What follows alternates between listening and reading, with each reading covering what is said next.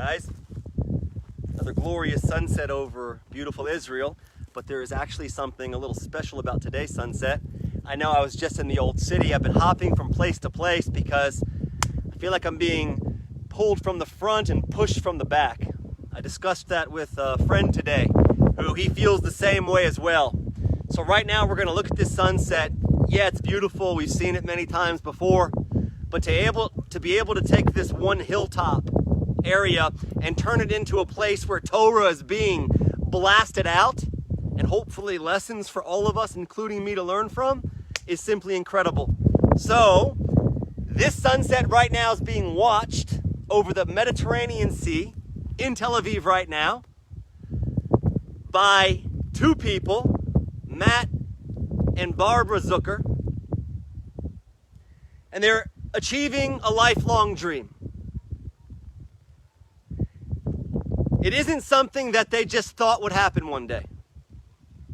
It's something that they created as part of their very core fabric of their lives, to the point where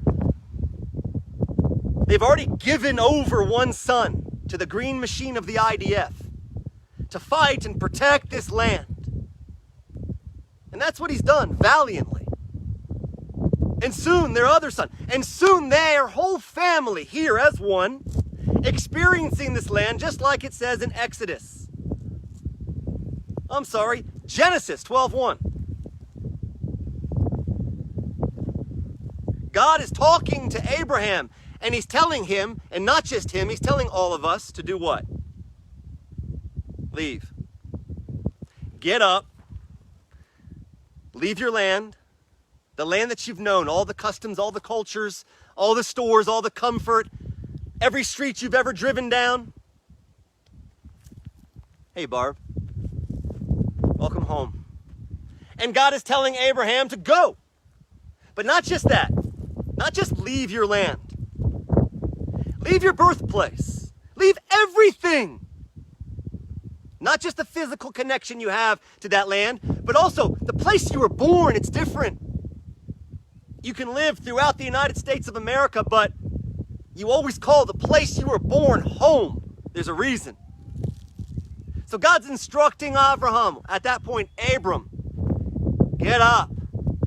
Leave the land that you know. Leave your culture. Leave your comfort. Leave your background, which sounds insane. Insane. And not only that, God triples down and said, and leave the house of your father. Which means what? Of course, if I'm leaving my land and I'm leaving my birthplace, it's pretty logical to surmise that I'm also leaving the house of my father. So God is giving Abraham, or Avram at that point, one more nail. One more understanding as to how deep this sense of leaving all of that past behind needs to be. Yes, we must always respect our parents. It's the 10 Commandments. But sometimes to advance in life, to get to your true potential, you even have to break out of what you've been taught by your own parents. Because as Avram is a prime example, his father manufactured idols. Little Avram had to cut that off and connect only to one thing. Godliness. A voice called. And once that voice gets into your head, and it isn't a crazy voice that needs you to be locked up in a padded room. Arabs are playing some music. I can rock to that. Once that voice gets in your head, and all of you who have been to Israel knows it, you can't get it out. And it's not a voice that's telling you to do anything but go and head towards that light. Walk that path with your nation, like a magnet drawing in metal, or like from the Terminator movie. Not the good one, the other ones, where the bad guy would turn into that liquid metal, and no matter what, he would always coalesce and come back together as one. It's unreal. It's that mental image of an entire nation coming from all over the earth, just like we've been told we would do so many thousands of years ago on the wings of eagles. And I know Matt and Barb just got off of a first-class flight. Right off the wings of eagles, baby, to touch down in their heritage,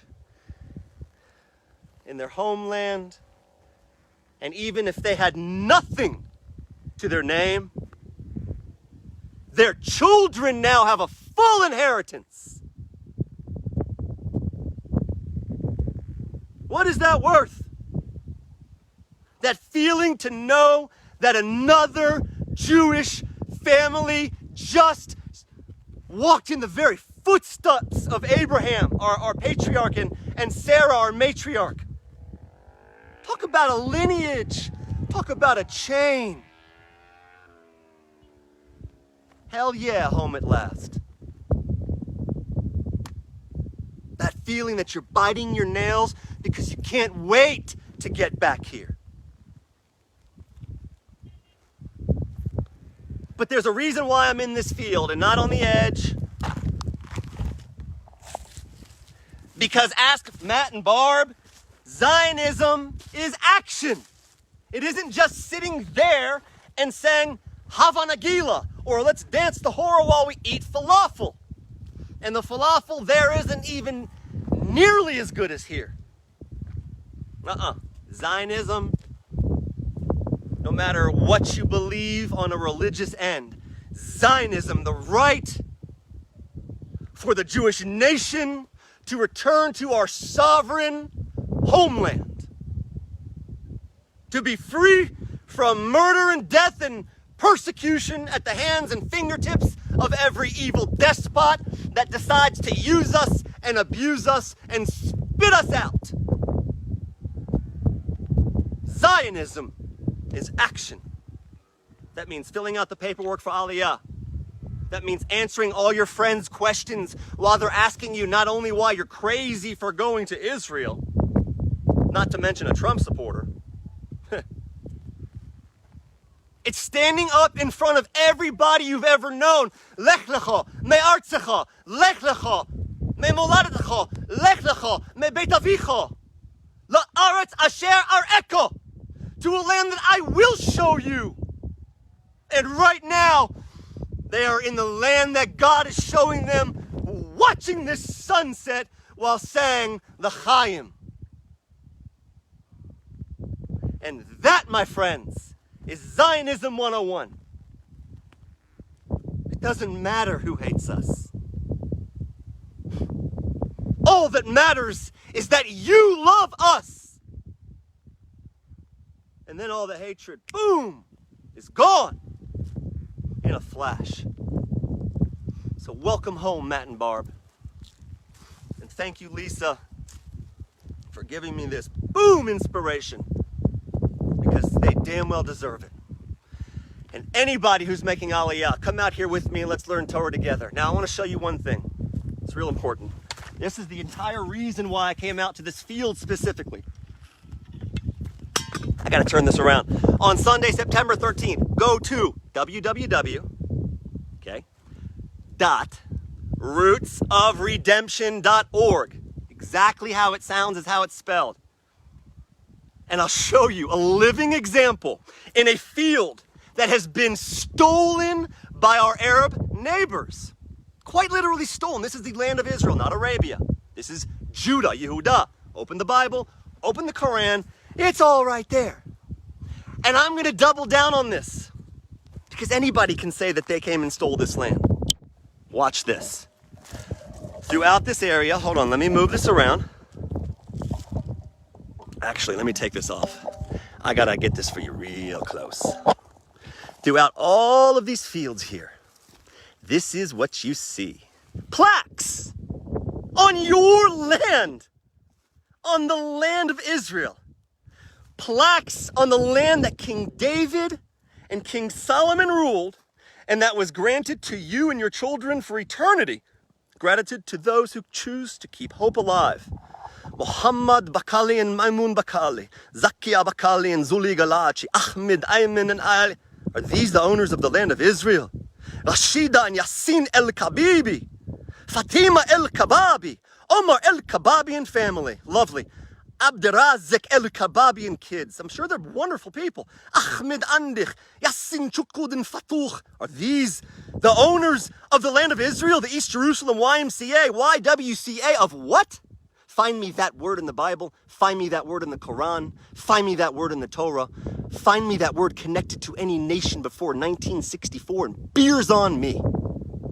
Gratitude to those who choose to keep hope alive. Do you understand what that means? That means from the river to the sea, Palestine will be free. Because they can't say Palestine because there's no P. That's what that plaque represents. Now, you don't plant trees in the land of Israel because the enemy hates you. You plant trees and you plant your roots in the land of Israel because it's your heritage. It's your land and it's your inheritance. And if you're not planting your roots here, then guess what? The Al-Habibi family will be. Because they're keeping hope alive for all of Philistine. And guess what the national flag of the PLO of Philistine, what is their national flag? This isn't hatred, this is truth. Look it up. The national flag of the Fatah movement is the genocide of the Jewish nation. It is Adolf Hitler all over again. So don't give me that never again hashtag crap. If you don't truly stand up for this land and plant your roots deep inside, if you can't be here doing it with yourself, with your boots on the ground, then let me and my friends do it for you live, right here on Facebook, Sunday, September 13th, 11 a.m. Eastern, New York. It's no joke. What I'm showing you right now, people, is connected to that rock. How connected are you to this land? God bless you all from Israel. Anybody who donates 3 trees or more, they're gonna go live in the ground. You're going to get a video from me and my friends planting it saying thank you. How much more can we ask for? Let us continue to do our job to take care of the thousands of soldiers and paramedics, to show Israel to the world the way she deserves, and to connect unity between us and the nations. And all I ask is that you meet us a little bit towards the middle. So lech lecha, you leave your comfort zone. You leave every past misconception behind and take that step forward straight into the sea. Because God told Moses, why are you praying to me, man?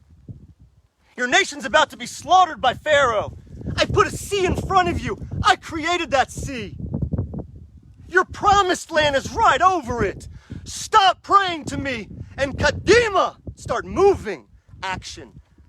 Zionism is action. God bless you all from Israel. I'll talk to you tomorrow, but either way, Shabbat Shalom.